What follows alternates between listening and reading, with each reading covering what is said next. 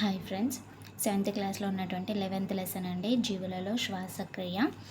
గాలి లోపలికి పీల్చి బయటకు వదలడాన్ని శ్వాసించడం అంటారు. ఓకేనండి, దీన్నే శ్వాసక్రియ అంటారు. ఓకేనండి, శ్వాసక్రియ లోపలికి పీల్చడం ఉచ్ఛ్వాసము, బయటకి వదలడం నిశ్వాసం.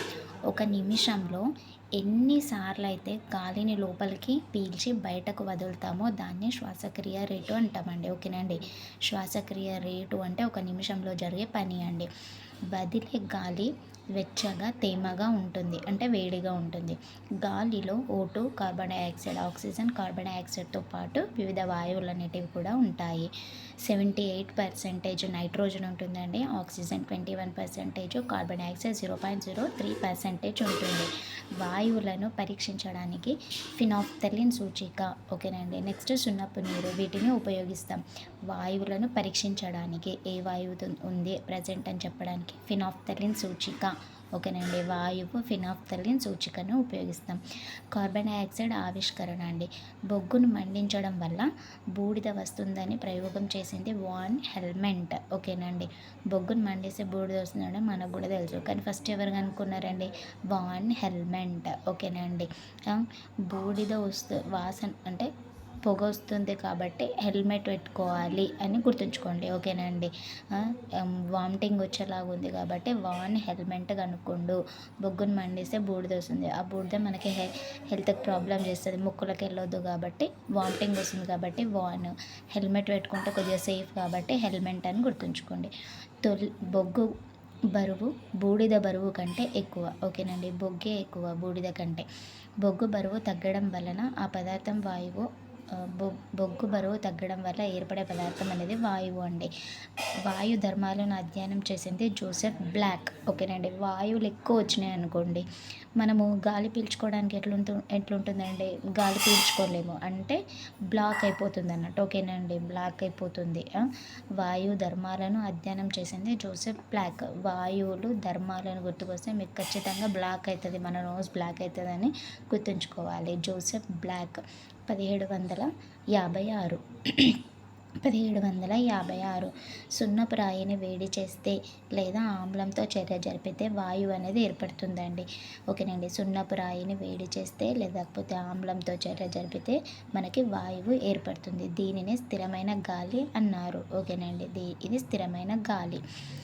వాయువును సున్నపు నీటి గుండా పంపినప్పుడు అది సున్నపు తేట వలె పాలలాగా తెల్లగా మారుతుంది. దీన్ని కార్బన్ డైఆక్సైడ్ అంటామండి. కార్బన్ డైఆక్సైడ్ ఎట్లా ఉంటుంది? తెల్లగా ఉంటుంది, అదొక వాయువు. ఓకేనండి, అది సున్నపు తేట వలె ఉంటుంది.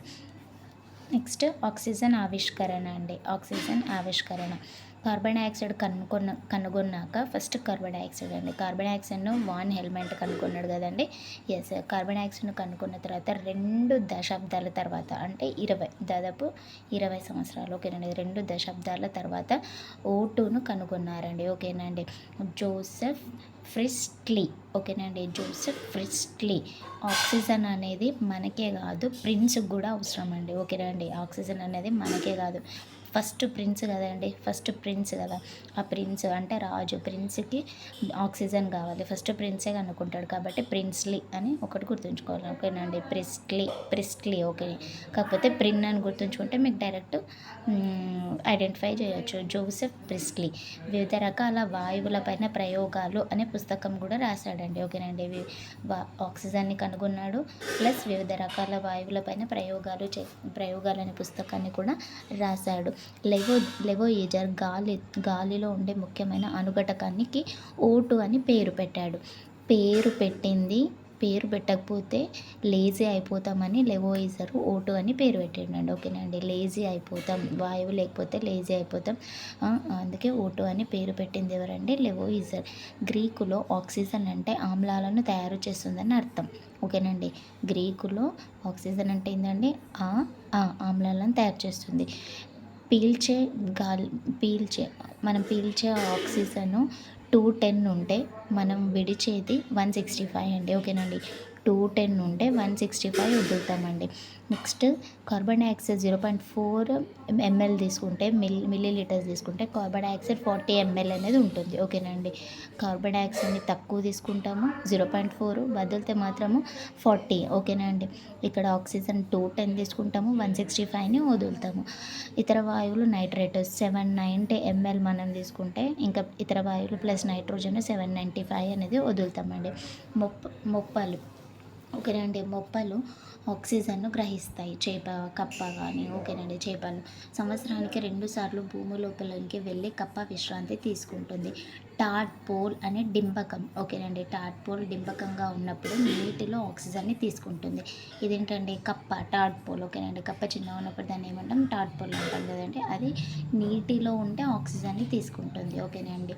బొద్దింక పార్శ్వ భాగాల్లో రంధ్రాలు ఉంటాయండి. వాటిని స్పైరకిల్స్ అంటాం. బొద్దింక స్పైరకిల్స్ అవి రంధ్రాలు. శ్వాసనాళాల్లో ట్రాకియా వాయునాళాలు ఉంటాయి. బొద్దింకల్లో ట్రాకియా అనే వాయునాళాలు ఉంటాయండి. వానపాము చర్మం ద్వారా శ్వాసిస్తుంది. పత్రంపై పత్ర రంధ్రాలు ఉంటాయండి. కాండం పైన బెరడు పైన ఓకేనండి. కాండం పైన బెరడు పైన లెంటిసెల్స్ అనే రంధ్రాలు ఉంటాయండి. వీటి ద్వారా మాత్రమే వాయు వినిమయం అనేది జరుగుతూ ఉంటుంది.